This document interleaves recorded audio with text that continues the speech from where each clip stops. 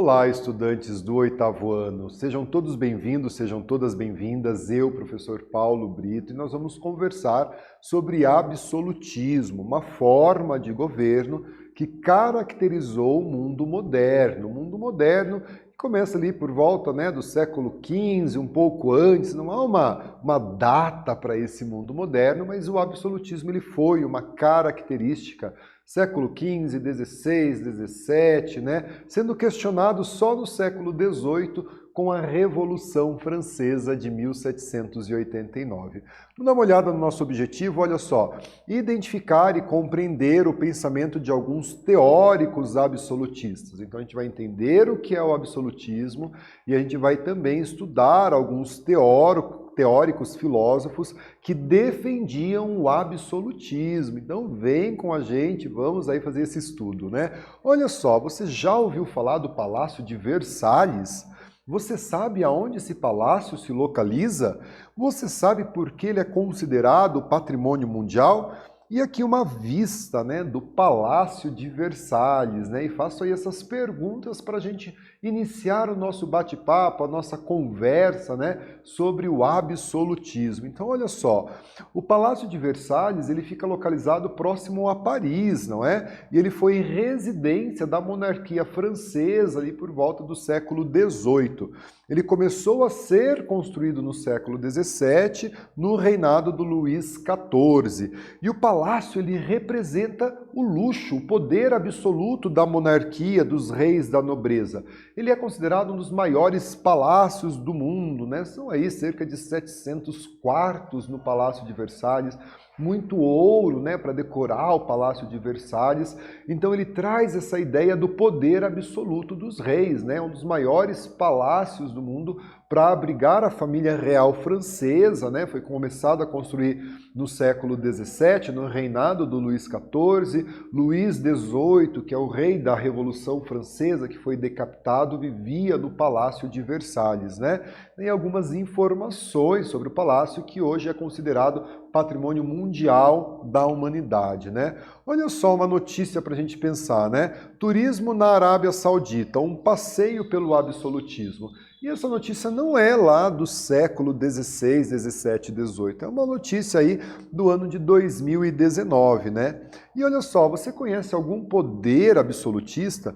Como esse poder se manifesta, Para a gente pensar um pouquinho se as permanências das características do absolutismo nos dias de hoje, Olha só, pessoal, o absolutismo está relacionado à formação das monarquias nacionais, a decadência do mundo medieval, a decadência do feudalismo, a centralização política e, consequentemente, a centralização do poder nas mãos dos reis, que vai, então, gerar aí o absolutismo, E essa centralização da monarquia vai ocorrer, ali por volta do século XI, XII, Portugal é o primeiro país da Europa a fazer a sua centralização política e ter novamente um rei pós, o período medieval, governando toda a sua territorialidade. Então, quando a gente conhece esse contexto histórico, permite que a gente compreenda essas características como o absolutismo, o mercantilismo e tantas outras práticas comuns a esse período da história. Aqui eu trago para vocês uma reprodução do rei Felipe II, rei da Espanha, e ele que era um monarca absolutista, o rei Felipe II. Olha só, entre os fatores que contribuíram para o estabelecimento do absolutismo, nós podemos citar o aperfeiçoamento da imprensa, a circulação das ideias, Os teóricos absolutistas escrevem seus textos e circulam com esses textos. A reforma protestante, em que parte da burguesia e alguns reis passam a apoiar os reformadores. E essa política inquisitorial de caça às bruxas contribui também para o fortalecimento dos monarcas absolutistas. E olha só, o absolutismo ele é um regime político caracterizado por uma grande concentração de poder nas mãos dos reis. E esses reis, pessoal, olha só, esses reis eles podiam, portanto, convocar o exército, criar leis, criar impostos e cobrar impostos, fazer essas leis e declarar guerra a outros países. A gente precisa entender que o poder absoluto, né, o monarca absoluto, ele está acima de qualquer instituição, de qualquer limitação de poder. O monarca absoluto, ele tem um poder ilimitado, ele está acima. Não há um congresso para limitar o poder real, não há nada que limite esse poder. Aquilo que o rei decidir que vai ser bom para ele, para sua família e para o seu enriquecimento, ele põe em prática. Se ele precisa de dinheiro, por exemplo, para construir uma obra como o Palácio de Versalhes, ele vai criar um imposto à revelia se o povo está ou não passando por necessidades, né? Então, para que a gente pensar aí esse poder absoluto, né? E ali essa representação, essa troca, né, de poder absoluto, de dinheiro, entre aqueles que compunham a sociedade do período. E galera, olha só, né? O absolutismo. Ao contrário do que possa parecer, o poder do rei, né, absolutista, ele vai ter ali alguns limites, mas bem singelos, bem simples ali, né? Não há uma instituição que limite esse poder, né? E o que vai limitar são os costumes da época, a tradição e a existência de alguns ministros fortes. Mas não há uma lei que limite o poder desses reis, tá bom? Mas quem podia, portanto, limitar esse poder do rei se a gente está dizendo que ele é um monarca absolutista? Algumas crenças, alguns costumes da época, né? E alguns ministros de finanças, ministros de estados, que vão, de certa forma, tentar impor a sua vontade, mas a sua vontade também precisa ter a concordância do monarca absolutista, né? E aqui eu trago uma atividade para você, olha só. Analise o esquema e responda. Para quem era destinados os impostos da sociedade absolutista? E quais eram os grupos que pagavam esses impostos, né? Então a gente vai olhar aqui o nosso esquema e a gente vai fazer a correção juntos da nossa atividade.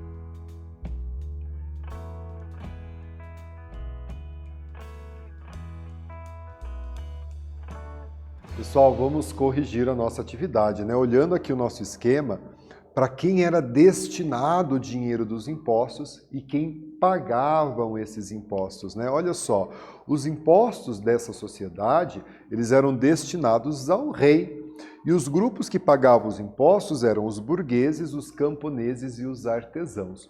Os nobres e a Igreja Católica eram isentos de pagar impostos, viviam no luxo, viviam aí no conforto proporcionado pelos impostos pagos pelas outras camadas da sociedade, como burguesia, como os camponeses e como os artesãos, né?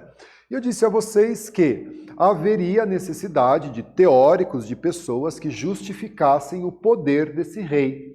E esses teóricos vão ser chamados de teóricos absolutistas, e os países em que o absolutismo existiu, como na França, por exemplo, na Inglaterra, nós vamos ter os teóricos absolutistas. Então, olha só, né? E eles escreviam, né, as suas teorias para vencer a resistência, né, de alguns grupos que se opunham ao absolutismo, né? Então, entre eles, a gente pode citar o Thomas Hobbes, é um filósofo inglês, né?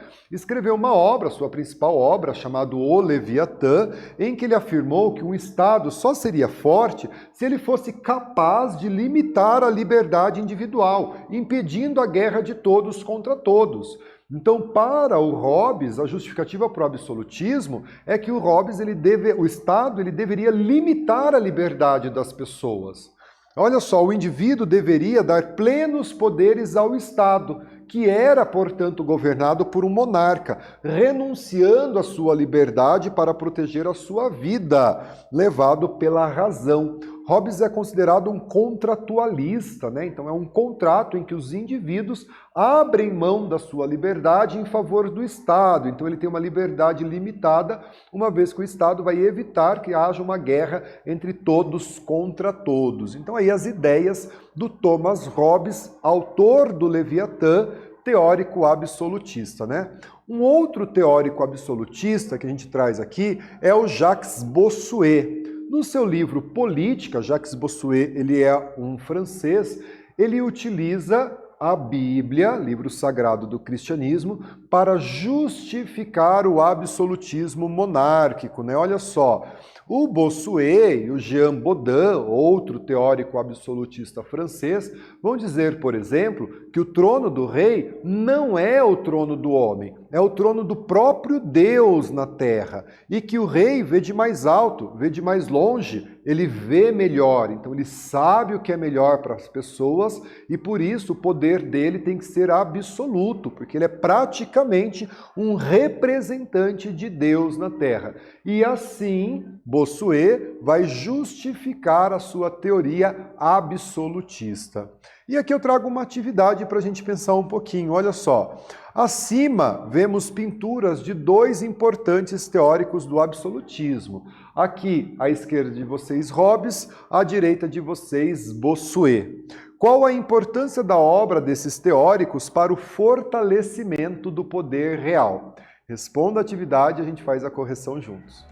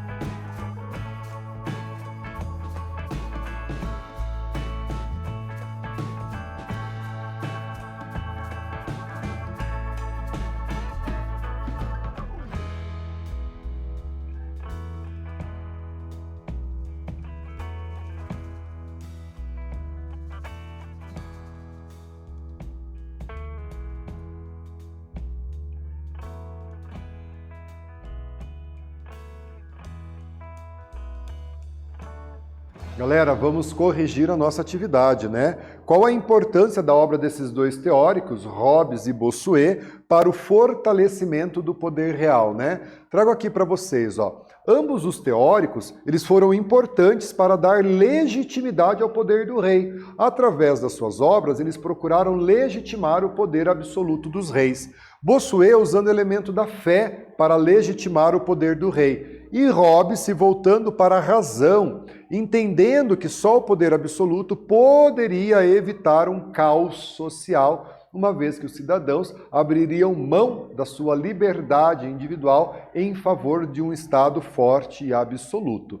E nós vamos ter na França um dos principais representantes da monarquia absolutista, que é o rei Luís XIV, chamado de Rei Sol. Ele reinou entre 1643 e 1715, um grande período de reinado. E ele centralizou o poder, né? Ele próprio julgava, punia e fiscalizava as execuções das pessoas que se opunham ao rei, que se opunham àquilo que ele havia determinado. Nós temos aqui uma representação, né, do rei Luís XIV, do Rei Sol, e ele fica conhecido como Rei Sol, porque o Sol é o astro, né, máximo da nossa galáxia, e os planetas, né, os astros devem então orbitar ao redor do Sol, como o Rei Sol, o rei Luís XIV acreditava, né? E a ele é atribuída a frase que o Estado sou eu. Então o que eu decidi está decidido e eu não preciso de limitação de poder real. A frase aí, o Estado sou eu, do rei Luís XIV, né? E olha só, pessoal, o rei Luís XIV, algumas realizações, né? Ele vai revogar o Edito de Nantes, que permitia a presença de calvinistas na França, né, chamados de huguenotes, e ele então expulsa os huguenotes da França, né? Ele vai usar o exército para impor a sua autoridade. Então esses reis absolutistas, eles geralmente, ou quase sempre, precisavam ter o exército ao seu lado para garantir assim o seu poder absoluto, né? Isentou a burguesia, o clero e a nobreza do pagamento de impostos, que vai recair, portanto, esses impostos sobre a parcela da população mais pobre de camponeses, profissionais liberais e artesãos, que na França compunham o terceiro estado. Tornou a França um país católico, né? Ele impôs aí o catolicismo aos franceses. Criou para si a imagem de um Deus, olha só, né? Ele criou para si a imagem de um Deus, através da doutrina do direito divino de Jacques Bossuet, em que o trono real é o trono do próprio Deus na terra, e se o rei, né, é o Luís XIV, portanto ele é o Deus na terra. Então, algumas realizações do rei Luís XIV, né? E aqui eu trago uma atividade. Olha só, ao analisar a imagem, essa representação, né, do Luís XIV, como o pintor buscou representar o rei Luís XIV? Responda a atividade e a gente vai fazer a correção juntos, pessoal.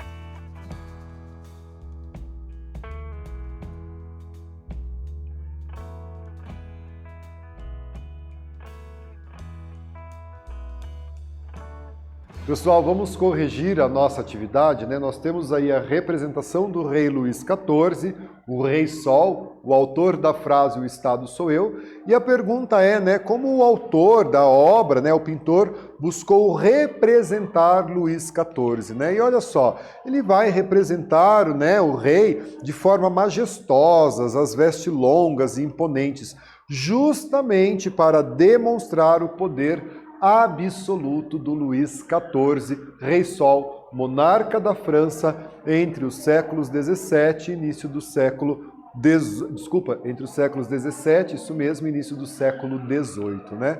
E olha só, vamos retomar algumas ideias, né? Como se deu a instituição do absolutismo monárquico a partir da centralização política, do poder centralizado. Nós estamos saindo da Idade Média, entrando na modernidade, a centralização política e vai resultar nesse poder absoluto, né? Os teóricos absolutistas, eles foram responsáveis por justificar o poder real, absoluto dos reis através das suas teorias, como, por exemplo, Jacques Bossuet, que vai se utilizar da fé, dizendo, né, que o trono do rei é o trono de próprio Deus, Thomas Hobbes, né, querendo se utilizar da razão, propondo que a população abra mão das suas liberdades em favor de um Estado absoluto que vai cuidar para que essa população não faça guerra de todos contra todos, né?